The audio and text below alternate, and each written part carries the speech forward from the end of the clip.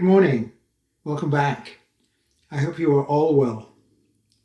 Thank you for your continued support. Each video is receiving thousands of views and we are well on our way to 5,000 subscribers. While we are here, please join me and Scott Wilson from The Pressing Matters for our regular Wednesday live stream, 5 p.m. PST on this channel. It's fun and friendly. Thank you. So to Deutsche Grammophon, the original source. After the last video on original historic London bluebacks, here we have one of the highlights of the continuing vinyl renaissance, new reissues of the magnificent and vast Deutsche Grammophon catalogue by the now famous Emil Berliner Studios. The ongoing series includes selections from the catalogue in association with DG, remastered by Rainier Maillard from the original 4-track analog tapes and mixed down to stereo, then cut to the lathe by Sidney Meyer. The two make a superb team. The selections so far have been varied. Differences in halls, conductors and repertoire, orchestral, choral, vocal, chamber and solo. No opera yet. The next batch, they're released at regular intervals, includes a digital recording. We'll see how they do with Maestro Giulini and his recordings of Bruckner symphonies. Since their debut, the releases include several of my all-time favorite Deutsche Grammophons, and I'm hoping the Emil Berliner team get round to some more of my favorites. The following are quite good recordings that I'm sure the team will launch into audiophile land. As for performances, no worries, they're among the best, including the Claudio Abbado Miraculous Mandarin, Herbert von Karajan's analog version of Shostakovich's 10th Symphony, and Maurizio Pollini's Stravinsky Petrushka and Prokofiev Sonata No. 7, one of the greatest piano records of all time. With the improvement of my vinyl playback, two von Karajan's, beloved as benchmark performances, but tragically let down by the maestro's fiddling at the engineer's board, are crying out for the Emil Berliner treatment. Prokofiev Symphony No. 5 and Nielsen Symphony No. 4, The Inextinguishable, both unsurpassed for orchestral playing. I'm sure you have your DG favorites for reissue. Please let me know in the comments below. Each new DG OS release gets approximately 3,000 pressings and they usually sell out quite quickly, though some faster than others. The good news is that DG has been quick to repress, and this usually means a drop in price. Good, because they can be quite pricey on initial release. Ordering from the DG store has been inconsistent, so I usually wait till Amazon has them. This also means easily returning them if not satisfied. So far, the optimal pressings have been flawless. So let's have some fun with the Deutsche Grammophon, the original source. Wonderful records for the most part. Just a few, I think, don't quite match up to some of the stronger ones. The first one is the Verdi Requiem, Karajan. I ordered it from Amazon. It was good, but there was so much fiddling from Karajan that I think, even the brilliant team of Maillard and Meyer couldn't put Humpty Dumpty back together again. A little diffuse, and to be honest with you, the piece itself is not my cup of tea. I really shouldn't have bought it, but there you go. Wanted to give it a try. Your mileage may vary if you love it and you love that piece. I mean, Charles Brown, who's on our staff at Audiophilia, he thinks I'm a complete Philistine for not liking that piece. He thinks it's one of the greatest pieces ever written, but for me, not my cup of tea. The second one was the Friedrich Gulda Mozart concertos. Gulda's an interesting character, kind of adept at jazz and classical. He was very big in the 60s and in Vienna and Germany, and made a lot of recordings. And he's not my favorite Mozartian. It's very good. The orchestral playing is fine, but not one of their stellar releases. But again, your mileage may vary. If you're loving it, enjoy it. And the third one is actually a fantastic performance of Ma Vlast by Smetana with Raphael Kubelik and the Boston Symphony. I just think for $140, which is what the record cost me from Amazon, I was going to need to listen to it more. And Ma Vlast, from Bohemia's Woods and Fields, and of course the Moldau, they're very famous, and Visegrad, I think that's how you pronounce it, is also wonderful. But Blanik, I think the one's called Tabor, I don't even know the names, not really front rank repertoire for me to listen to. But the playing is very, very fine. Interpretation, Kubelik's done it several times. A great one with Vienna Philharmonic on London Bluebacks.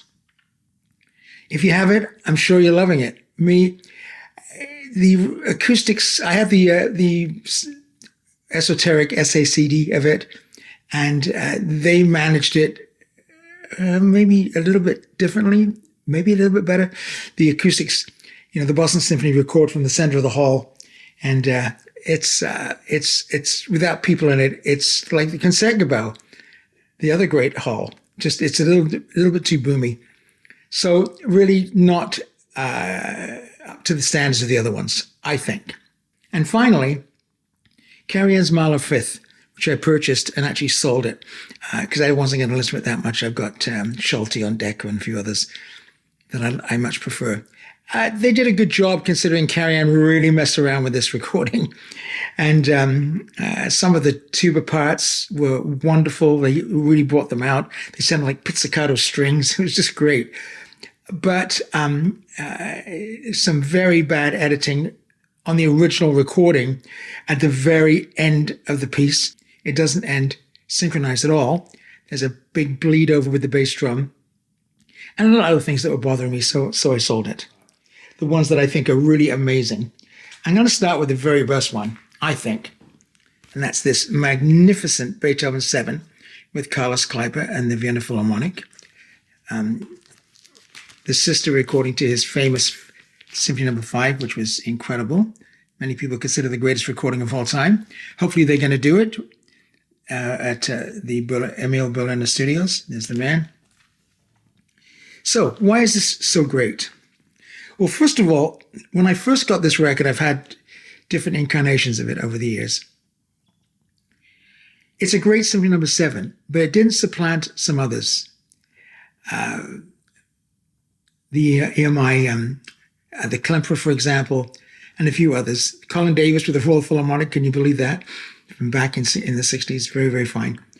But it was very good, but there was something missing. And what was missing was the recording. It was very, very clipped, not a lot of reverb, not a lot of the beautiful music variant sound. And Emil Berliner's restored all that. So it has bloom over those A major chords, which I just absolutely adore at the beginning, are perfectly balanced by Kleiber, perfectly played by the Vienna Phil, and now resonate in the hall. So you feel like you're sitting in, row 10 or 15 of the music variant. Just a superb remastering by the Emil Berliner team. What an achievement. This should be my number one, and I wholeheartedly recommend it. And my number two is this one. Interestingly, always one of the better ones by Karajan. I'm sure he fiddled around with it as well, but maybe less fiddling. The best Death and Transfiguration on record, certainly the best played. And a very beautiful four last songs with Gundula Janowitz. This is recorded in the Jesus Christ Church and should sound like a lot of his other recordings, diffuse and two-dimensional and weird spotlighting. But no, it's actually quite good. And I gave the original to my nephew Ian, and he's enjoying that. And it's not a bad recording, but this has been remastered like the Beethoven 7, absolutely beautifully. There's bloom around the orchestra. Gundula Janowitz is situated perfectly, much like Elizabeth Schwarzkopf on her famous recording on EMI, just floats in the middle and above the orchestra, absolutely gorgeous. But the Death and Transfiguration, or Totenverklärung, with the opening part of a man's life ebbing away, a weak heartbeat represented by violas and timpani. Then he decides he's going to just dream one more time and think of previous battles won, loves won and lost. And there's an almighty timpani whack that always scares everybody who's listening to it because it's very quiet, then whack. And it's just amazing. It's so powerful. There's a string part a little bit later on, triplets off the top on violins, very fast. The first triplet has an eighth note a triplet eighth note rest. So it's very hard to get, and I've never heard it played better. And every time I get a recording of this, I go straight to the bar to see how the orchestra play it. And I've got the Vienna Phil with Reiner. It's amazing. London Philharmonic I've got with, I forget who the conductor is, it's very good. But the Berlin Phil strings, the Berlin Phil violins are unsurpassed. It's a magnificent piece written by Strauss when he was 25, and it's a magnificent remastering. Highly recommended. This would be my second only to the Beethoven. The rest, I would say, are all about the same. Superb. Highly recommendable. This is the great Abbado Tchaikovsky Symphony No. 4. Before, again, the recording was not too bad. Not too bad, but now it's been just totally refreshed, remastered, so to speak. There's the man himself, the great man. And it's just magnificent. The playing is, there's only one better, and that's the Mavrinsky Leningrad Philharmonic, recorded in Wembley Town Hall. Beautiful playing, just unsurpassed. But this runs it pretty close. And of course, the remastering is fantastic. Really wonderful, so powerful. And the Kandinsky painting on the cover. That's what I love about Deutsche Grammophon covers. Aren't they beautiful? That's gorgeous. This is a very famous Boston Symphony Abbado, Debussy Trois Nocturnes, Watch Fête and Sirène, and the Ravel Daphnis, Chloe and Pavan, with the New England Conservatory Chorus adding their parts in Sirène and Daphnis. Just stunning. So very fine recording, great playing by the orchestra, beautiful interpretation. And there's the numbering system. This one only had 2,200. Seiji just died. Rest in peace, the great man, the great conductor. Love Seiji. Seiji was our fanboy from about 1970 on, and loved every recording he made with the Boston Symphony. He was there too long, 29 years, had lots of money coming in from Japanese donors, but towards the end, it was not the happiest of marriages. It's too long.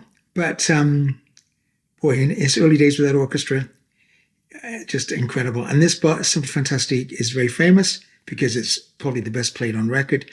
And they do a great job with Symphony Hall on this recording. There's a lot of inner contrapuntal lines by Berlioz, and Ozawa gets them all. Plus, he has the best country scene, the third movement. It's just stunning the way they play it. And, of course, all these famous soloists get to strut their stuff. Incredible. That's a great record and beautifully remastered. This was, I think, one of the first ones I bought. I was very impressed. This is Le Secret du Printemps, Stravinsky, with Yellow and Claudio Abbado. Interestingly, this on a regular DG was not that impressive at Fairfield Hall, which is the best hall in London. It's in Croydon, actually, south of London. And but it didn't do much. Of course, the live performances at the festival hall were events. And all the guys at Trinity, we all went to every one of them. And his Le Sacre and the Firebird and Petrushka were amazing performances live, but the recordings didn't really gel. There were two, the Pulcinella Ballet and Jeu de Cartes. Both need to be done by Emil Berliner because they're both incredible performances. But this became a great performance because of Emil Berliner, because we actually get to hear some bloom around the orchestra, beautiful wide and deep soundstage from a decent hall in London, and the timbre of the instruments, incredible. The opening, when you hear the piccolo shriek, my God, it scares the hell out of you. Wow.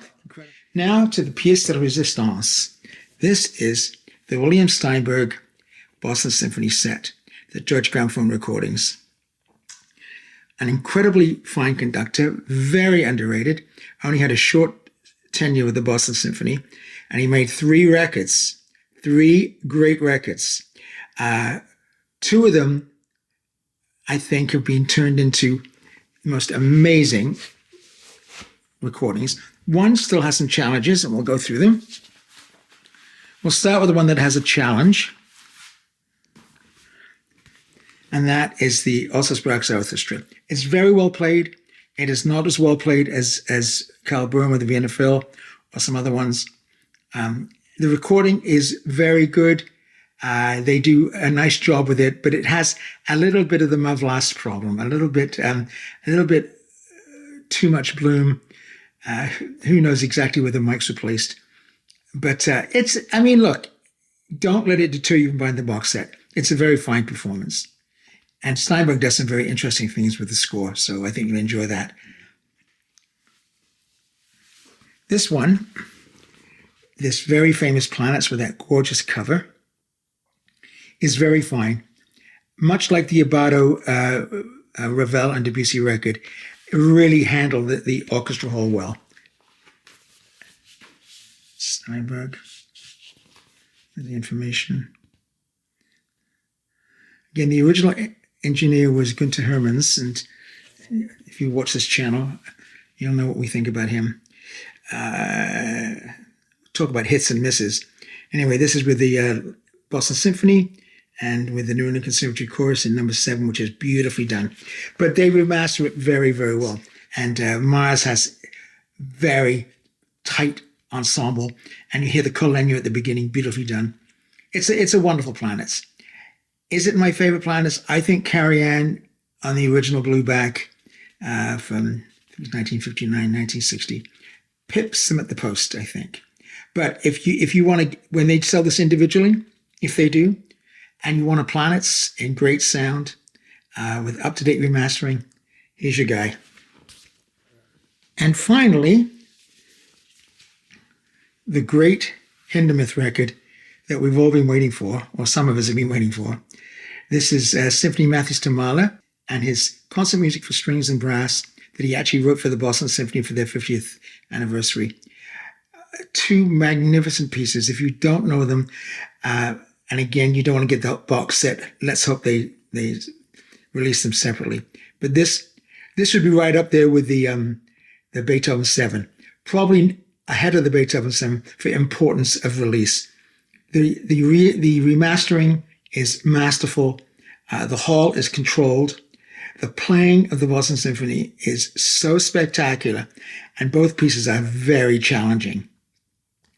I got to conduct a little bit of the concert music for strings and brass in a rehearsal once in 1981, when it wasn't programmed that much. But my conducting teacher was so happy that I wanted to stick around for the rehearsal because nobody knew the piece or wanted to bother with Hindemith, that he said, "Do you want to conduct a bit?" I said, "Yes, please." Hello. Sign me up. Anyway, it's just a wonderful piece. They're both great pieces. Playing and Steinberg's interpretation is very beautiful. If you don't know that work, I mean, the box set's $250. I know it's a lot of money. So that's it. They're the ones I've got on so far. We've got a few coming up. The Böhm Pastoral Symphony, which I probably will get. I'm not sure how many of the others. The Kubelik Boston Symphony Concerto for Orchestra by Bartok looks intriguing. I know it's a great performance. I just can't remember what the recording was like. I had that record many, many years ago. So please keep watching, and please subscribe and like and all that jazz.